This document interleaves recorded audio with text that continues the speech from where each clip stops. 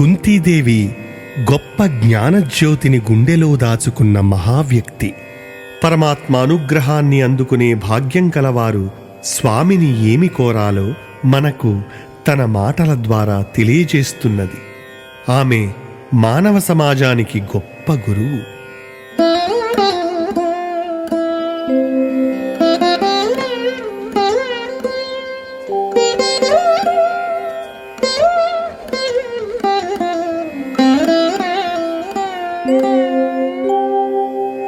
యాదవులందు పాండుసుతులందు అధీశ్వర నాకు మోహవిచ్ఛేదము సేయుమయ్యా.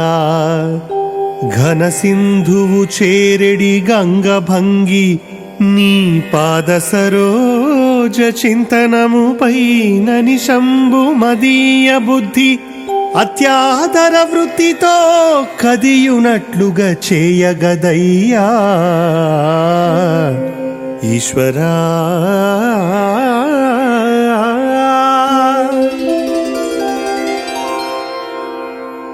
సర్వకాలాలలో సర్వలోకాలను పాలించే ఓ ఈశ్వరా, నాకు నా పుట్టింటివారైన యాదవులందు మెట్టినింటివారైన పాండవులయందు మోహం ఆవంత కూడా లేకుండా చేయినాయనా.